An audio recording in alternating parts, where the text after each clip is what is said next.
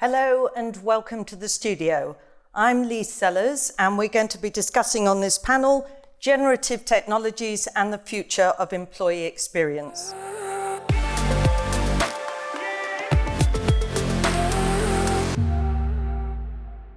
I'm joined by Tim Carmichael of Chalhoub Group, Ian Cohen of Acacium Group, and Leon Gauman of Elsewhen, and Ari Cohen of Macquarie Group.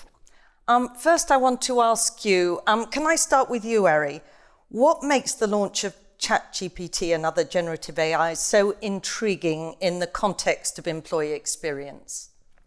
It's a great question. I think when ChatGPT was launched, AI really came into the mainstream.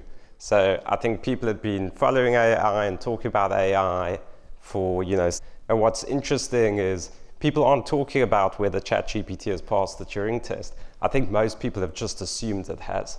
And we're entering this new age, this time of generative AI that's really been discussed for decades, and it feels very much like we are here now.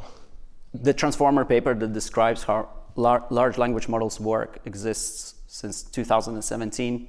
This technology existed in different parts of organizations, deep, doing kind of behind the scenes stuff.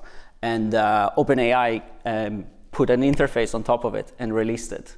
So I think this wave of building interfaces, building products, and solving customer-centered user problems with this technology is the next big wave, and this is why it's very exciting, I think. So it's all about making life easier for your employees. That's what this is for, and that's the reason that what has been spoken about so far, it's taken off in the last year. Because for the first time, stuff that would have taken ages, and it might have been wrapped up in a process, or it might have been a bit opaque, or it might have been difficult to access, and employees just go straight to the answer. Make my life easier. So it might be, in my line of work, I'm a chief data officer. Some of my team are using it to do their coding for them, the data scientists. Others are using it to check their coding. It's just my life is now easier. I can accelerate stuff. I can do more than I could do before, and I'm likely to do it better. I think, though, word of caution, what's really important is that we understand that it's not a panacea. It's not perfect. I like to think of it as the salesman who's 100% confident but 80% right. It's interesting that you talk about coding and how you're already using it, because so much of generative AI is about questions and how we're going to use it and how we're going to harness it, and we don't know yet. Has anybody else got any practical uses so far, particularly in regard to employees? I would say probably the trend I'm seeing and many of us are seeing is generally companies are looking at setting up a secure type of ChatGPT environment. It might not be based on OpenAI's particular technology. If you're in a large corporate, there's going to be concerns about the data security. We saw, Italy shut down ChatGPT because of privacy, essentially, and they didn't believe it was compliant with GDPR. And so now you can actually toggle it, so it doesn't keep your data. But at any large corporate, it's not trivial to actually set up a secure internal generative AI portal. For me, that's the starting point. It just gives people a general place to improve productivity in any sort of way. One of the ways to pick this up and start with is, as always with technology, to start from the business problem or the user problem and then see how it can be applied and experiment with it.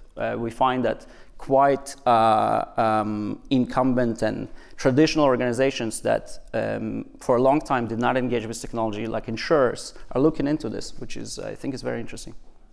A lot of people feel that AI will threaten jobs. Is that a fear of employees, Ian? I think that the point is it will fundamentally change the nature of work. And that will throw out a whole raft of societal and cultural challenges that we have to be aware of. If you work in an organization where the route into work from education was through doing things, So, yeah, I mean, I don't know if there are any legal people in the audience. If they are, they can shut me down. But one of the ways that in the legal profession people did their first few jobs was to do essentially sort of legal clerk type work. It was work that is actually quite easy to put a process around and therefore put a system around, and AI can and will and is taking those jobs away. Now the question is, what happens to that gap? Mm-hmm. You create a gap between education and work. Work has moved to a higher order system. Education is not outputting people to enter the workplace at that higher order. So it's real, it's a challenge, and it's possibly one of the things that we don't talk enough about, because part of the employee experience was coming to work and learning and interacting with people and developing as an individual. If those tasks, if those things don't exist for you as a person, what happens?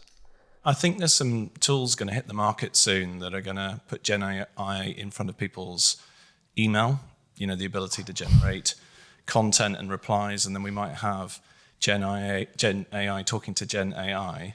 And I just think it should be really clearly watermarked, and we should have a standard where everything is cited. Otherwise, I'm not quite sure where we're going to be headed with this. So it's just to see whether you guys have adopted anything like that, or whether it should be watermarked, or is it hidden? It's a huge question, and who's going to watermark it, and how do you enforce it? Etiquette. I mean, it's a great question, and in an era of, in my background, I spent 10 years in media, so of course I'd have a view on this, of fake news. We can't even watermark the validity of where news has come from. The plugins you talk about, we've already got them. We try them. I haven't seen one yet where I haven't had to edit its output, but that doesn't mean it's not going to come. And when it's plugged into, practical example, when it's plugged into an employee who has a customer engagement type role, and it's improving the productivity of that employee to the extent that they don't have to craft the whole email, they can have all of the corporate messaging in there, as a matter of fact, generated by the AI, and the context and the sensitivity of it's generated by the AI, and they add the value add, then it's hugely powerful. The idea of an AI bot in an email service talking to another AI bot in another email service kind of sounds like a redundant conversation, but I think one of the points here is about accountability. If you're the author, assisted or otherwise by an AI to deliver some sort of output, some sort of response, some sort of conversation, then if you're adopting that tool set, you take accountability for it. And that's a tool set that's helping you figure out content. It's just the same as deciding, I'm going to dictate this message and have the machine transcribe it rather than using a keyboard myself. You still take accountability for what's being sent or responded. But I think the productivity message that Ian's mentioned is the key one here. It's about basically liberating people to use their brains and not just having to input the basic stuff.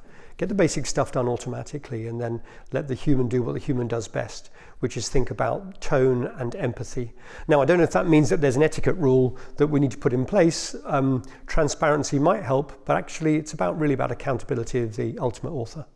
I think it's been a great discussion. We've talked more about opportunities and harnessing AI and ChatGPT and the like.